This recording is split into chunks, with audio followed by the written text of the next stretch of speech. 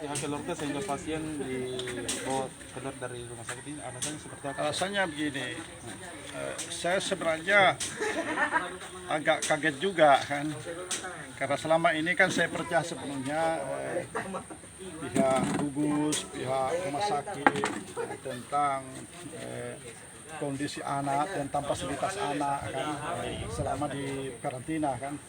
Namun setelah saya ini kan baru kedua kalinya saya ke rumah sakit di tempat di mana anak saya di karantina kan.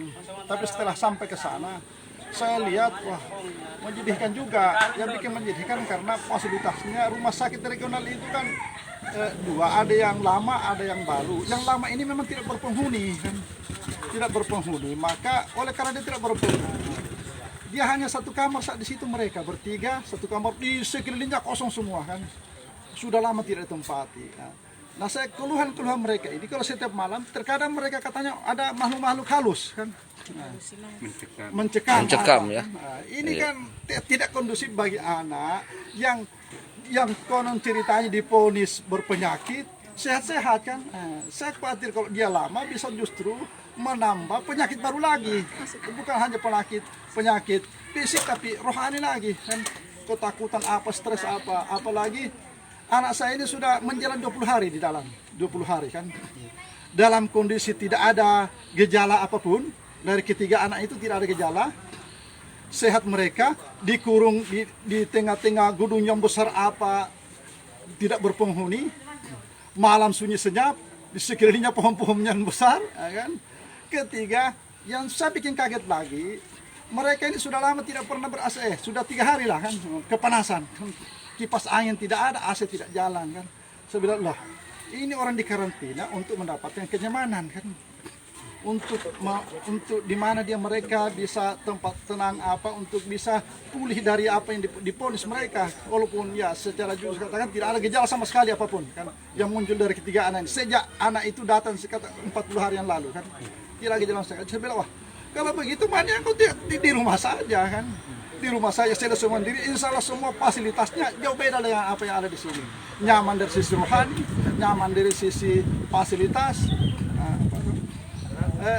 Di sisi itu yang menyangkut masalah fasilitasnya. Setelah saya bincang-bincang juga dengan anak, ternyata juga mereka ini ada masalah dengan sistem pelayanan. Apa masalahnya? Terkesan kalau saya lihat di wawancarai anak-anak saya lewat HP apa, oh papa di sini tidak proporsional dia punya pelayanannya, tidak medisnya. Hasil swabnya sama, dokter berbeda versi kan. Yang lain petugas lain bilang negatif kan. Oh berikutnya yang petugas lain bilang positif. Ini kan tidak proporsional. Anak-anak menuntut bagaimana kasih saya hasil pemeriksaannya selama ini yang kami tuntut. Ternyata juga mereka juga tidak bisa memperlihatkan hasil pemeriksaan itu. Setelah itu antara petugas dan petugas lain itu saling menyalahkan.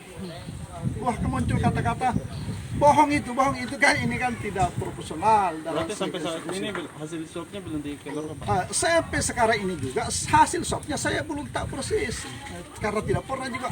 Ya adalah pernah dokter menelpon saya, oh hasil swabnya Pak positif, mohon maaf Pak, dia telepon saya, tapi sebelumnya itu sudah beredar bahwa negatif. Sebelumnya itu sudah beredar bahwa negatif. Ini juga saya tidak tahu karena beredarnya lewat WA kan. Ini dan anak-anak mereka meminta mana hasil pemeriksaannya dari awal sampai sekarang Pak. Mereka meminta tidak ada. Jadi anak-anak stres. Apa yang kita perubahan apa yang kita harapkan di sini kan? Kalau hasil pemeriksaannya saja tidak jelas kan, fasilitasnya juga serba terbatas apa. Jadi ini kan bukan justru menambah ketenangan, mendapatkan kesehatan, justru bisa mendatangkan penyakit baru. Apa itu? Stres itu penyakit baru. Bisa kalau kelewatan stresnya bisa kena penyakit mental lagi kan. Ini kan masalah kita bisa saling memahami kan kondisi anak seperti itu, maka diangkut apa ini kan anak mestinya harus dipahami. Anak ini butuh ruang di mana mereka itu bisa bebas berekspresi kan. Namanya jiwa muda kan, sehat. mereka bisa katakanlah kebutuhan olahraganya terpenuhi, apa fasilitas olahraganya apa. Kayak di provinsi lain mereka difasilitasi serba lengkap apa. Lah di Sulbar ini saya lihat, wah, masya Allah, ini hal yang saya bisa mohon kepada semua pihak agar ini bisa menjadi pertimbangan bagi kita untuk bisa lebih memandang lebih objektif lagi tentang masalah yang di Sulbar ini berkaitan dengan penanganan COVID ini. Jadi kesediaannya untuk melakukan isolasi mandiri ini Pak seperti apa? Ya, kesediaan saya untuk menyediakan perusahaan untuk menyediakan isolasi mandiri ya saya tetap ikut arahan. Kita ikut arahan pemerintah seperti apa arahan pemerintah. Insya Allah tetap kita berusaha untuk menjalankan itu kan. Karena itu kan kebutuhan kita kan. Jadi harus dipahami bahwa apapun yang menjadi kebijakan pemerintah itu kebutuhan kami. Iya. Tapi tolonglah ini kami harus disadari juga bahwa kami ini sekali lagi saya katakan, anak saya ini selama 40 hari tanpa gejala. Vonis pemerintah itu positif corona, luar biasa dahsyatnya kepada saya kan. Termasuk kepada seluruh kampung ini kan. Kepada saya pribadi membunuh aspek sosial saya kan. Dijauhi masyarakat kan. Dicemooh di mana-mana apa. Dijauhi masyarakat kalau kasus corona ini melebihi, kalau saya biasa pikir-pikir melebihi dari kasus kematian kan. Kalau kematian masih ada orang nengok apa, mungkin turut berbelasungkawa, tapi corona ini semua tetangga para menjauh, kampung-kampung para menjauh. Bukan hanya saya pribadi korban, tapi masyarakat di kampung kami juga korban. Ke pasar pun juga kasihan. Oh, dijauhi orang, tidak laku jual-jualannya karena apa? Oh, orang corona pada di Sampang. Padahal ini tidak ada gejala sama sekali, tidak ada bencana yang di sini, tidak ada yang dirugikan. Yang dirugikan kami kan. Ini gagalnya pemerintah juga. Gagal pemerintah dalam memberikan pemahaman kepada rakyat, kepada masyarakat apa kan. Kampung di sini terisolasi juga, mau ke kampung lain ditahan, tidak bisa kan. Yeah. Jadi ini tanpa pemerintah membuat lockdown, kami sudah lockdown juga kan. Yeah. Lockdown dipaksa kan, tidak bisa keluar ke antar kampung, apalagi antar desa. Oh, susah sekali. Padahal jadi secara ekonomi saya punya warung tidak pernah ada pengunjung kan? Selama beberapa hari kan. Ini kan membunuh sekali kan. Saya buka kebun, bekerja di kebun pun orang pada jauh. Saya biasa berenung, masya Allah, ini kayaknya bukan dunia ini bukan untuk milik saya ini kan. Tapi kita mau kemana, di mana-mana cerita seperti ini juga kan. Jadi ini mudah-mudahan ini duka seperti ini cukup lah di sini, dan mudah-mudahan bisa semua masyarakat bisa memahami bahwa kondisi terakhir tentang COVID ini seperti ini kan. Dukungan masyarakat ya. Dari dukungan masyarakat sendiri Pak seperti apa? Dukungan masyarakat awalnya mereka ini ketakutan, tetangga-tetangga apa kan. Tapi setelah dia melihat realitas anak saya sudah 40 hari. Dan bukan hanya saya, semua yang terponis COVID itu, khususnya anak Timboro itu, tanpa gejala, sudah lebih 40 hari. Jangankan masyarakat sekitarnya, keluarganya, dirinya pun tidak ada gejala. Saya punya mama kan, ini mama saya sudah 70 tahun. 70 tahun. Sini Mak, sini. Nama. Jadi ini untuk realitas kita lihat. Ini bisa menjadi pertimbangan bagi kita. Ada anak kecil. Anak mama saya ini punya penyakit paru-paru. Umurnya 70 tahun lebih. Waktu datang anak saya kan anak saya begitu datang, alhamdulillah dengan hasil wawancara saya dengan dia, pemeriksaannya bagus.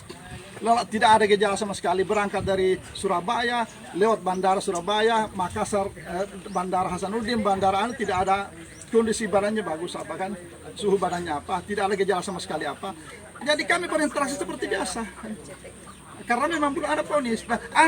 Neneknya ini sering berpelukan, bercuma, malam kan cucunya baru ketemu, setahun baru ketemu. Tidak ada gejala pun sama dia kan. Jadi rasional kita berpikir ini, COVID ini ada apa di balik ini semua kan. Kok anak sudah 40 hari lebih tidak ada gejala apa kan. Tidak ada gejala. Jangankan kepada orang lain, kepada masyarakat, keluarganya sendiri, dirinya pun sendiri tidak ada gejala. Jadi saya baru bertanya, kami yang dijahati, bukan menjahati orang. Jadi tidak ada alasan siapapun di dunia ini, siapapun di muka bumi ini untuk memaksa kami kan. Tidak ada alasan untuk memaksa kami karena kami teraniaya, bukan menaniaya orang kan. Dengan itu tadi, kehidupan sosial kami terganggu kan, ekonomi kami hilang, itu sebuah penjajahan besar kan, penganiayaan kan. Siapa yang bertanggung jawab sini? Ada ndak ada ndak tanggung jawab pemerintah kan? BLT sadar kemana-mana ada, tapi ada ndak sampai berapa persen? Saya sendiri korban, ada ndak? Nah, ada saya apa-apa kan. Jadi wajar kalau saya stres seperti ini, melihat kesalahan yang ada di fasilitas isolasi mandiri, isolasi yang ada di rumah sakit, keluhan-keluhan anak yang tidak beres, tidak proporsionalnya ada pelayanan di rumah sakit regional. Maka saya tarik kesimpulan, di dunia ini sepertinya susah kita mencari tempat perlindungan, karena ini kan COVID kita akui isu mendunia, isu global kan. Tapi COVID yang ada di Sulbar ini aneh bin ajaib kan. Aneh bin ajaibnya seluruhnya tanpa gejala kan. Sampai 40 hari kan. Jangankan membahayakan masyarakat yang konon kita semua pengabdi masyarakat, membahayakan masyarakat sekitarnya, keluarganya, dirinya pun sendiri tidak ada gejala. Gejala apanya mau dipusingkan kalau tidak gejala kan. Nah, ini yang ditakutkan di gejala kan. Nah, ini yang ditakutkan gejala kan. Ini yang bikin aneh, dibilang COVID itu mematikan. Loh, mematikan ini anak tanpa gejala, apa yang mematikan? Bisa diisolasi, dikarantina 1 minggu sembuh sendiri tidak ada obat. Apa yang mematikan kalau bisa sembuh sendiri tanpa obat? Ya kan?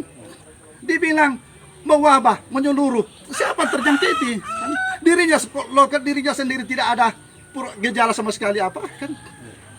Apalagi orang sekitarnya. Jadi saya bersitegas bahwa berkaitan dengan anak saya ini, saya ambil dari rumah sakit regional untuk saya karantina sendiri. Itu saya sudah pikir aspek asas manfaat dan mudaratnya kan.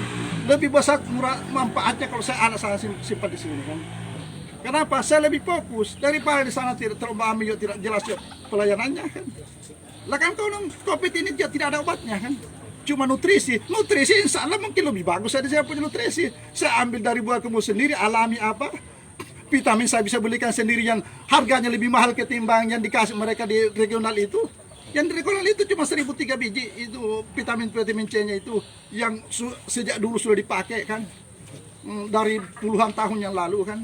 Itu hasil dan itu ada buktinya kan. Dan insya Allah akan menyusul juga rekaman-rekaman dari anak-anak saya itu yang mereka rekam hasil komunikasi dengan Dokter Aba kan. Saya kira itu. Nama lengkapnya Pak? Nama saya Pak Gusti Suropati. Orang itu Ashabul Kahfi. Nama anak? Ashabul Kahfi. Ashabul Kahfi.